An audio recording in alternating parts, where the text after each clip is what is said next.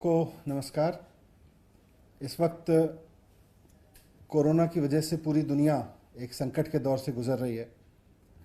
हमारे पेरेंट्स ने, हमारे ग्रैंड पेरेंट्स ने शायद कभी भी ये दौर नहीं देखा इतना बड़ा, इतना बुरा जितना इस वक्त पूरी दुनिया में आया हुआ है। हम सबको, सरकार को, कॉरपोरेट को, प्राइवेट सेक्टर को, एनजीओज़ को, सोसाइटी को, सारे लीडर्स को, सबको बहुत कंपैशनेट होकर काम करना है। अभी दिल्ली सरकार भी बहुत मेहनत के साथ में और बहुत फूंक फूंक के एक एक कदम रख के इस कोरोना के खिलाफ लड़ाई में लड़ रही है। सरकार सबको फ्री राशन दे रही है, करीब 90 लाख लोगों को फ्री राशन दे रही है।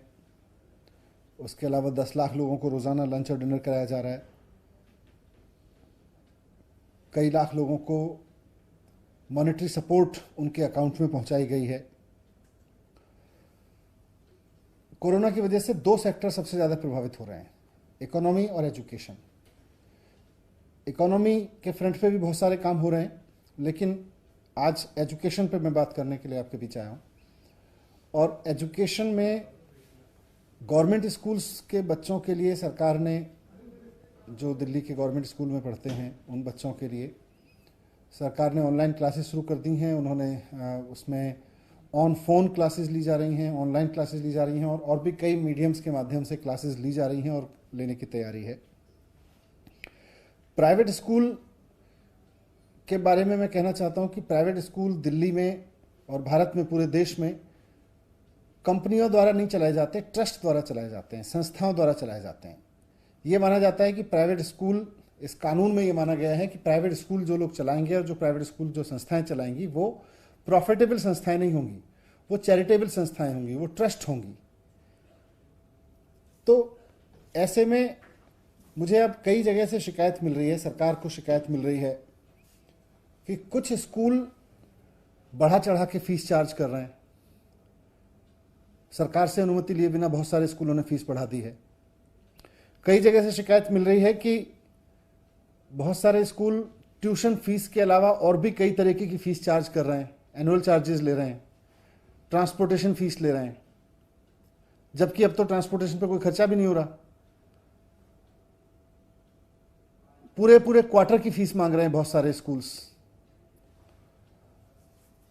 कई स्कूलों के बारे में शिकायत मिली है कि उन्होंने, अगर किसी बच्चे ने फीस नहीं दी है तो अपने यहाँ ऑनलाइन क्लासेस बंद करा दी हैं, उन बच्चों की ऑनलाइन क्लासेस फैसिलिटीज़ बंद कर दी हैं। तो इतना नीचे गिरने की ज़रूरत नहीं है प्राइवेट स्कूल्स को। आप सब लोग एक ट्रस्ट के ज़रिए चलते हैं, एक संस्था के द्वारा चलते हैं, और उसमें आपका बेसिक मैंडेट है कि आप समाज सेवा करेंगे। ऐसे में किसी बच्चे की फीस ना देने की वजह से उसको, उसका नाम ऑनलाइन क्लासेस तक से हटा देना, ये तो ठीक नहीं है।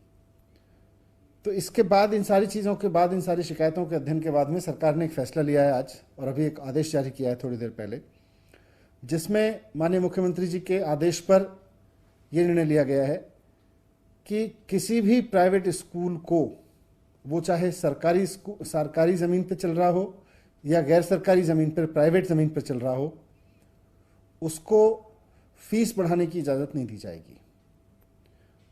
सरकार से पूछे बिना कोई भी प्राइवेट स्कूल फीस नहीं बढ़ा सकता, वो चाहे प्राइवेट स्कूल प्राइवेट ज़मीन पे चल रहा हो या गवर्नमेंट ज़मीन पे चल रहा हो।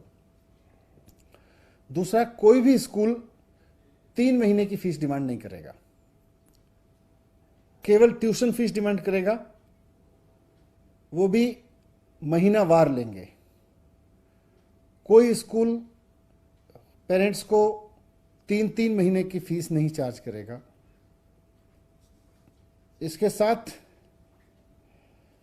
जो ऑनलाइन एजुकेशन दी जा रही है बच्चों को स्कूल्स की तरफ से, प्राइवेट स्कूल्स की तरफ से, सभी बच्चों को देनी होगी। अगर कोई पेरेंट फीस नहीं दे पा रहा है तो उनके बच्चों का नाम ऑनलाइन टीचिंग से नहीं हटाया जाएगा, उनको ऑनलाइन फैसिलिटीज नहीं काटी जाएंगी, ये आदेश दिए हैं। साथ में कोई भी स्कूल ट्रांसपोर्टेशन फीस नहीं चार्ज करेगा इस दौरान, क्योंकि अभी ट्रांसपोर्टेशन पे कोई खर्चा नहीं है, इसलिए ट्रांसपोर्टेशन फीस चार्ज करने की जरूरत नहीं है। 1 महीने की फीस के अलावा कोई और 1 महीने की ट्यूशन फीस के अलावा कोई भी स्कूल, वो चाहे प्राइवेट ज़मीन पे बना है या सरकारी ज़मीन पे बना है, कोई भी स्कूल 1 महीने की ट्यूशन फीस के अलावा किसी भी पेरेंट से कोई और तरह की फीस चार्ज नहीं करेगा, ना ट्रांसपोर्ट फीस चार्ज करेगा, ना कोई एनुअल चार्ज करेगा, कोई चार्ज नहीं लेंगे। साथ में यह भी ऑर्डर दिया गया है कि सभी प्राइवेट स्कूलों की, चाहे वो सरकारी स्कूल पे, सरकारी ज़मीनों पे बने हैं या प्राइवेट ज़मीन पे बने हैं, ये जिम्मेदारी होगी कि वो अपने सभी स्टाफ को, टीचिंग और नॉन टीचिंग, कॉन्ट्रैक्ट का हो या आउटसोर्स किया हुआ हो, सभी स्टाफ को समय पे सैलरी उपलब्ध कराएंगे। अगर किसी तरह का उनके रेवेन्यूज़ में कोई शॉर्टफॉल है तो जो अपनी पेरेंट संस्था है उससे पैसा लेके पूरा करेंगे, लेकिन पैसे की कमी की वजह से किसी स्टाफ की सैलरी नहीं रोकेंगे और पैसे की कमी के बहाने पर किसी बच्चे को पढ़ने से नहीं रोकेंगे। ये दोनों इंस्ट्रक्शंस इस ऑर्डर में साफ साफ हैं। और ये order Delhi school education act और नेशनल डिजास्टर मैनेजमेंट एक्ट दोनों के अधिकारों के तहत जारी किया गया है, क्योंकि इस वक्त पूरा देश कोरोना की आपदा से जूझ रहा है। पूरे देश में कोरोना को आपदा घोषित करके आपदा कानून लागू है। तो इस आपदा कानून के लागू होने के समय में इन आदेशों का जो पालन नहीं करेगा स्कूल, उसके खिलाफ दिल्ली स्कूल एजुकेशन एक्ट और आपदा कानून दोनों के तहत कार्रवाई की जाएगी। मैं फिर से समराइज कर देता हूं कि कोई भी स्कूल 1 महीने की ट्यूशन फीस के अलावा किसी भी तरह की और फीस चार्ज नहीं करेगा, ना ट्रांसपोर्टेशन फीस, ना कोई और एनुअल चार्जेस, ना कोई भी स्कूल सिर्फ इस वजह से कि कोई बच्चे ने फीस नहीं दी है उसको ऑनलाइन क्लासेस में शामिल होने से टर्मिनेट नहीं करेगा, उसको रोकेगा नहीं।